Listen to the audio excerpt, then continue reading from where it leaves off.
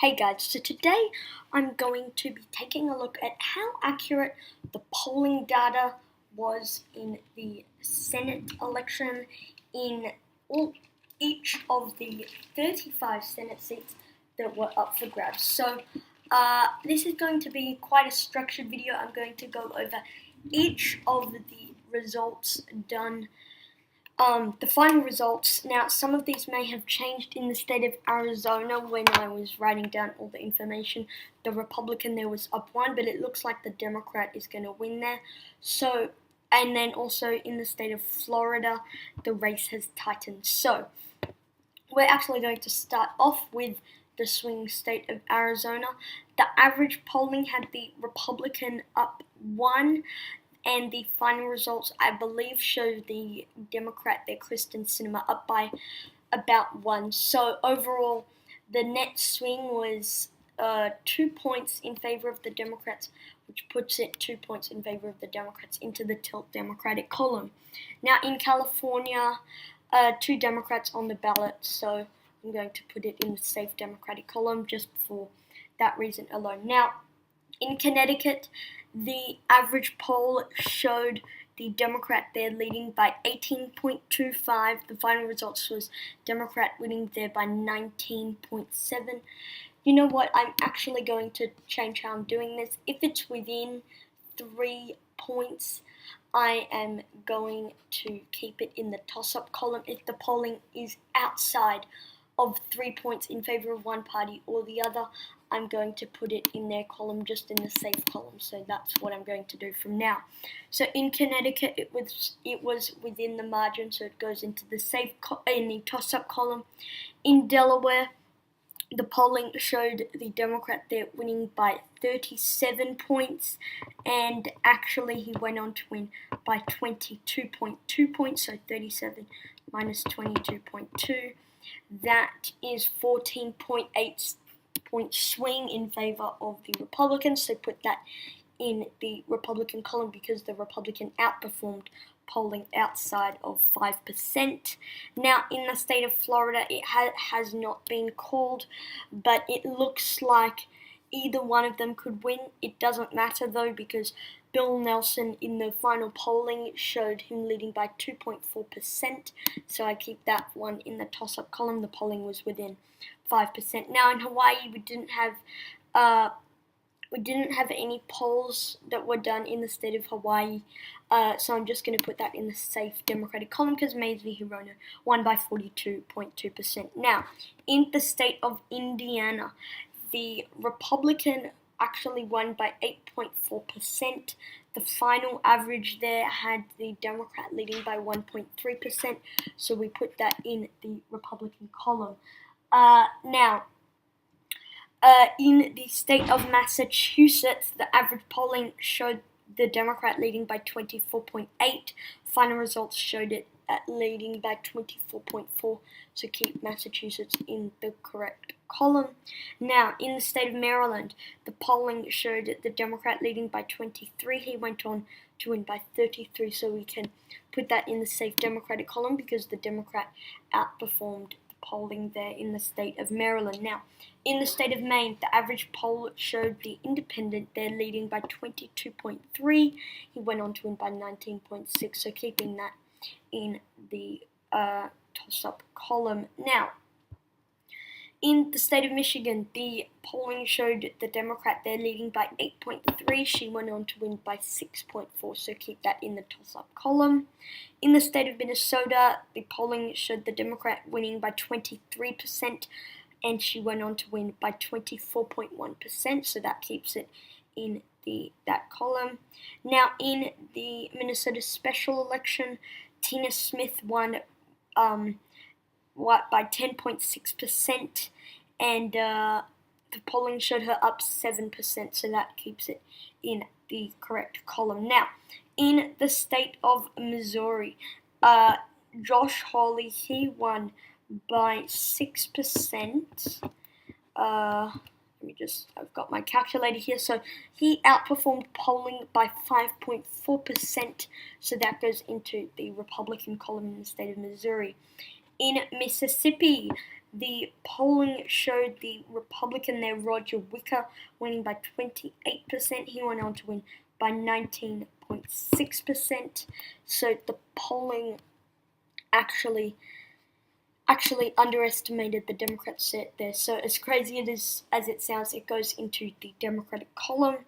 In the state of Mississippi, the special election, the polls show the Republican leading by 13, but that result has not been characterized. I think she'll win by about 13, so we'll keep that in the toss-up column. Now, in the state of Montana, the polling showed the Democrat there winning by 3.3%. He went on to win by 3, so that's good polling there.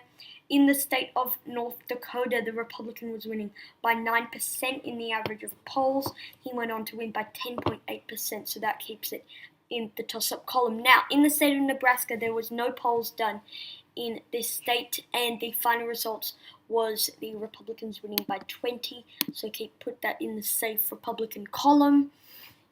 Now going over to the state of New Jersey, the polling showed the Democrat there winning by 10.7%.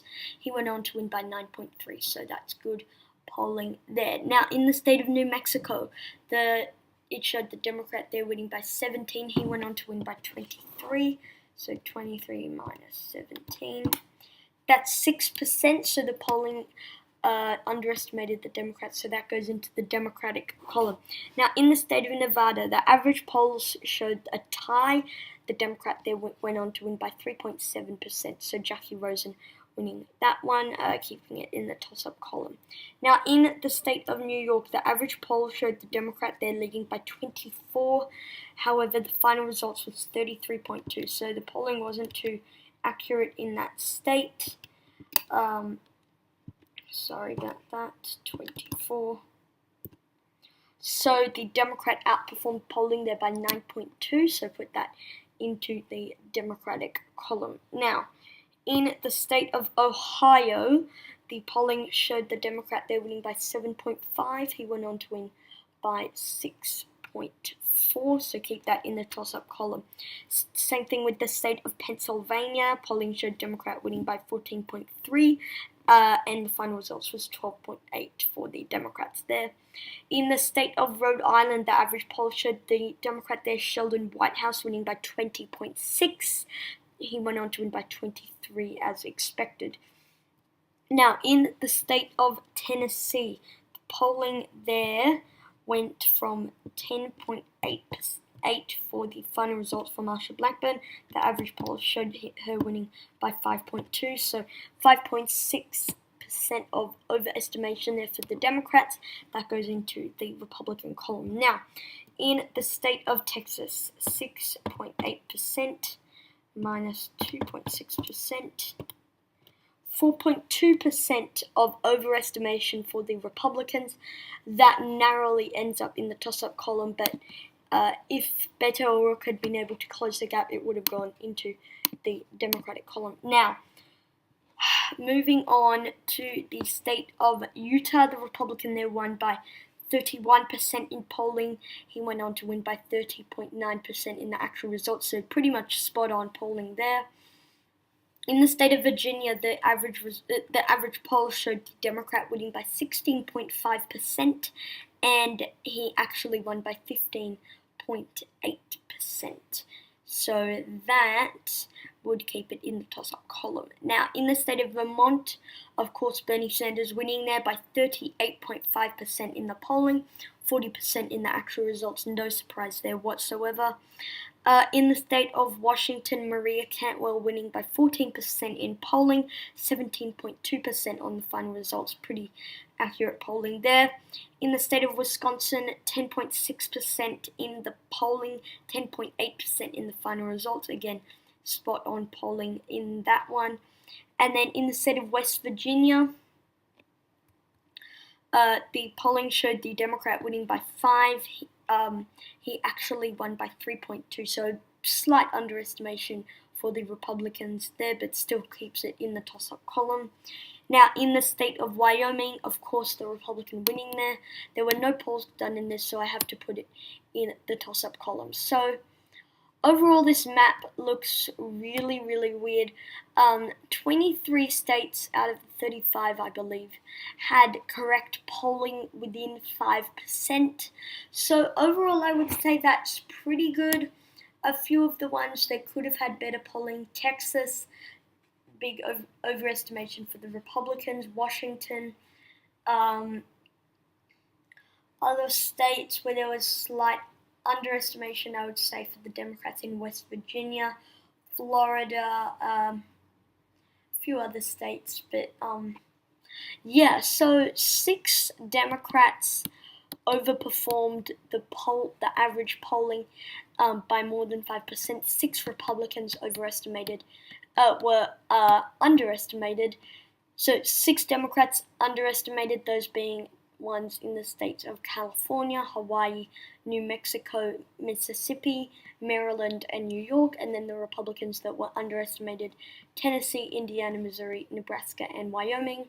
One thing I do want to point out, the states where the Democrats were overestimated were already in states that were safe for the Democrats or Republicans, so they didn't really matter that much. Whereas the states that Republicans overperformed the polling were in swing states like Tennessee, Missouri, and Indiana, which could have gone either way, but they wound up going for the Republicans. So thank you guys for watching this video. I'll come out with one of these for the governor's races. I'm not going to do it for the House races because that's just too, 435 districts. I can't analyze all of them, and it will take too long for me to go through each district and see if there was polling done, and then go through the final results, find them out, and then write it all up. So yeah, so thank you guys for watching this video. Comment down suggestions below, and I'll see you all in the next one. Peace.